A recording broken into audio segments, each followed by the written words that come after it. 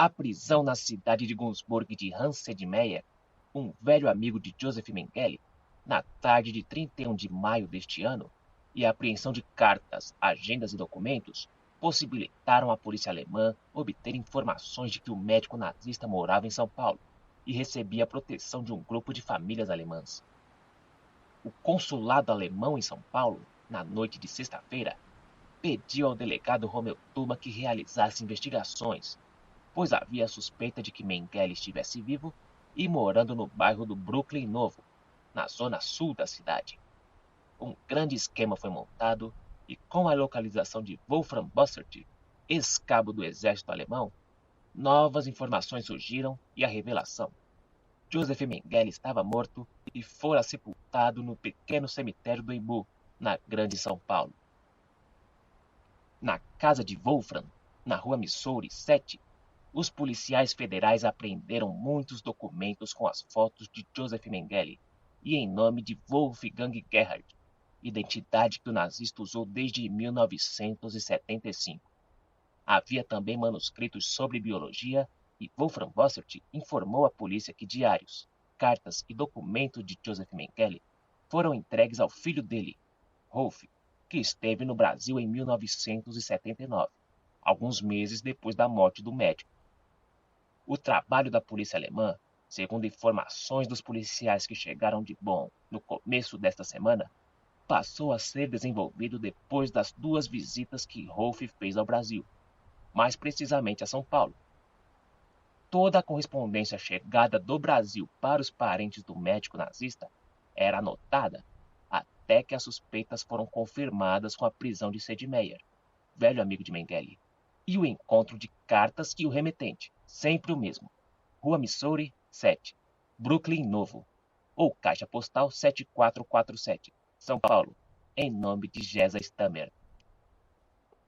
Os policiais alemães não tinham mais dúvidas da presença de Joseph Mengele em São Paulo, e a Polícia Federal confirmou com as investigações e com os depoimentos de Liselotte Bossert, Wolfram Bossert e Gesa Stammer, que revelaram a amizade que tiveram com o médico acusado de exterminar milhões de judeus, e confirmaram a sua morte em fevereiro de 1979, durante um banho de mar em Bertioga.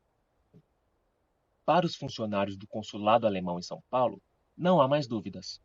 O corpo sepultado no cemitério do Embu, quadra 321 TPV, era de Joseph Mengele. Os federais também acreditam. E para reforçar, há o exame do grafotécnico realizado pela polícia da Alemanha, que confrontou as cartas mandadas de São Paulo para o amigo Sedmeyer com material apreendido durante a guerra, que faz parte de um reforçado dossiê do governo alemão. O ex-cabo do exército alemão, Wolfram Bossert, que viveu mais de 10 anos com Joseph Mengele e agora deu à Polícia Federal detalhes da vida do médico, repetiu diversas vezes que não tem a menor dúvida.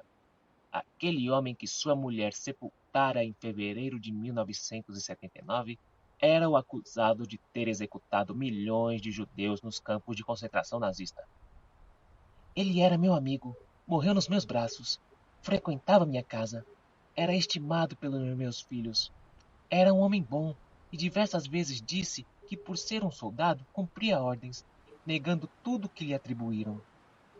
Wolfram, austríaco de Brooks, 60 anos, casado com Liselotte Bossert, técnico industrial atualmente desempregado e morando no Brasil há 30 anos, disse ter conhecido Mengele em 1969, apresentado pelo amigo, também alemão, Wolfgang Gerhard. Foi numa noite de fevereiro. Estavam reunidos na casa de Wolfgang quando chegou Mengele. O Wolfgang disse que se tratava de um viúvo, muito solitário, com problemas e que precisava do maior número de pessoas ao seu lado. Quando perguntamos seu nome, disse chamar-se Pedro e que morava num sítio de Caieiras, propriedade de Gesa Stammer, onde também moravam outras pessoas de origem europeia. Conversamos bastante. Dei meu endereço e disse-lhe que quando quisesse, fosse à minha casa para passar o dia. Wolfram explicou que todas as semanas levava Mengele para jantar em sua casa, ouvir discos alemães e ficavam até altas horas conversando e bebendo vinho. O médico nazista, segundo Wolfram, recebia dinheiro da Alemanha e reforçava o orçamento, para se manter, com pequenos trabalhos manuais. Fazia reformas em casa de madeira e chegou a trabalhar como servente de pedreiro. Mengele tinha documentos em nome de Helmut Gregor ou Peter Hans, inclusive passaporte. Quase um ano depois de se tornarem amigos, Wolfram contou, o homem que dizia chamar-se Pedro confessou. Era Joseph Mengele.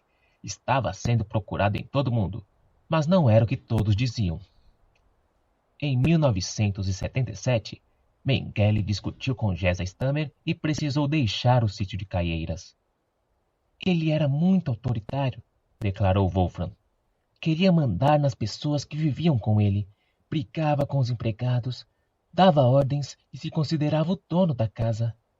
Gesa, que sabia ser ele Joseph Mengele, pediu que eu o levasse para minha casa, mas aconselhei-o a alugar um imóvel e arranjar empregada, pois assim teria uma vida mais tranquila e eu continuaria a pegá-lo todas as semanas para ouvirmos música e conversarmos. Em março de 1977, Joseph Mengele passou a ocupar a casa de 3 quartos da Estrada do Alvarenga, 5.555, em Eldorado Paulista. O dinheiro enviado pelos parentes da Alemanha era recebido por Gesa Stammer, que o entregava a ele todos os meses. Mesmo depois de dizer quem era, Joseph Mengele evitava falar da Segunda Guerra Mundial. Vivia assustado, agressivo e tinha medo de ser encontrado pelos judeus. Todos os anos, em fevereiro, Wolfram, a esposa e os 2 filhos passavam férias em Bertioga, alugando uma casa por um mês. Em fevereiro de 1979, 2 dias depois de chegarem à praia, os Bossert receberam a visita de Mengele, que alegou estar solitário com saudades dos amigos. Ele nadava muito bem, mas na tarde do dia 7 estávamos todos na praia quando percebi que o Sr. Mengele tinha dificuldades para voltar, pois nadava apenas com um braço. Fui em seu auxílio e ele, ofegante, lutava contra as ondas. Wolfram demorou algum tempo para retirar o amigo das águas e também quase se afogou. Quando chegaram na areia, Joseph Mengele estava morto. Wolfram teve que ser também socorrido e internado no pronto-socorro da cidade. Liselotte foi quem cuidou de toda a documentação para o transporte do corpo até São Paulo e o sepultamento. Sabia que Mengele estava usando, desde 1975, a identidade de Wolfgang Gerhard, que viajara para a Alemanha, deixando praticamente todos os documentos, menos o passaporte. Mengele, segundo Wolfram, colara sua foto na carteira de identidade depois de retirar a de Wolfgang e a mandara plastificar. 3 anos depois de deixar o Brasil, Wolfgang foi encontrado morto, ao lado de seu carro, na Áustria, em circunstâncias misteriosas. Liselotte lembrou-se que Wolfgang tinha comprado um túmulo no cemitério do Embu, onde sepultara a mãe, e quando deixou o país, disse ao administrador que alguns amigos alemães poderiam sepultar os parentes no jazigo. No dia 8 de fevereiro, quando Liselotte chegou com o corpo de Mengele no cemitério, disse ao administrador que o morto era Wolfgang. O administrador, declarou a mulher, queria que abrisse a tampa do caixão, pois conhecia Wolfgang e até brincou. Ele falou que amigos seriam enterrados e acabou ficando no túmulo que comprou. Achando que ele descobriria, eu fiquei nervosa e quase desmaiei. O enterro foi realizado em seguida e o caixão não foi aberto. Assim que deixou o hospital em Bertioga, Wolfram Bossert escreveu para o filho de Mengele, na Alemanha, informando-o da morte e pedindo que viesse a São Paulo, pois havia um baú com muitos documentos que o pai deixara. Wolfram conhecia o filho do médico nazista, pois ele já estivera no Brasil e em sua casa, no Brooklyn, onde conversaram bastante. Naquela época, em 1977, Wolfram soube que Mengele estivera 3 vezes na Alemanha, numa delas durante o sepultamento da mãe do nazista, ocasião em que Mengele doou todos os seus bens para os irmãos e filho. Em março de 1979, Wolfram recebeu o filho de Joseph Mengele e disse ter entregue a ele documentos manuscritos, objetos pessoais, medalhas de condecoração de guerra e um diário. Bossert alegou não ter a curiosidade de ler o diário, mas sabe-se que, num grande caderno escrito em alemão, o homem que dizia chamar-se Joseph Mengele tinha um relato que vinha desde a sua entrada para o exército de Hitler, sua passagem pelos campos de concentração e pelos lugares onde esteve depois de fugir da Alemanha. O filho deixou todos os documentos com a foto de Mengele em nome de Wolfgang, um relógio seco cujo calendário marcava dia 3, 7h10 da manhã, recortes de jornais alemães falando dos crimes de Mengele e alguns manuscritos, em alemão e português. Interessado em falar sobre medicina e como domesticar animais, Mengele, segundo Wolfram, depois de fugir de um campo de prisioneiros na Alemanha, trabalhou como lavrador em uma fazenda e conseguiu viajar para a Argentina, onde viveu muitos anos. Depois esteve no Paraguai e em 1969 já estava morando em São Paulo. Liselotte Bossert declarou que conheceu Joseph Mengele através de Wolfgang Gerhard e soube que se tratava do médico acusado do extermínio de milhões de judeus quase um ano depois. O doutor vivia em nossa casa, onde ouvíamos música clássica, e ele usava o nome de Pedro. Depois que o Wolfgang decidiu ir para a Áustria, o Sr. Mengele utilizou seus documentos e sua identidade.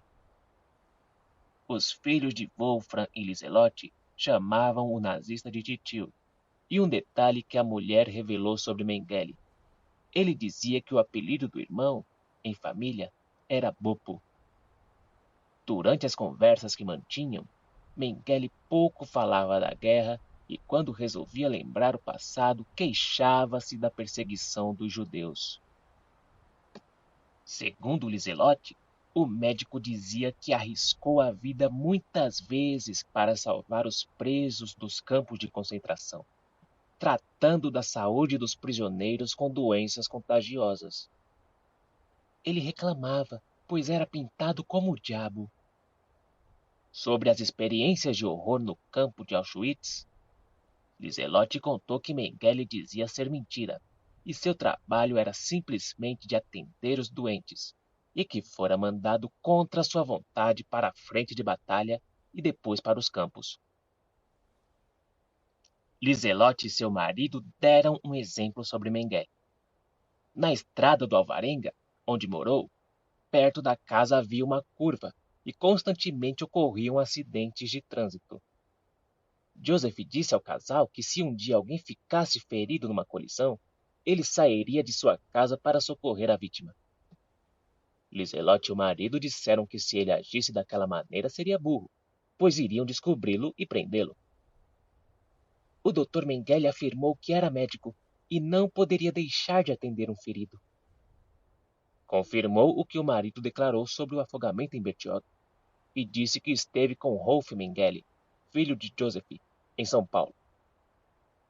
A polícia continua investigando para comprovar o que o casal Bossert declarou, bem como as outras pessoas que tiveram contato com Joseph Mengele ou Wolfgang Gerhard.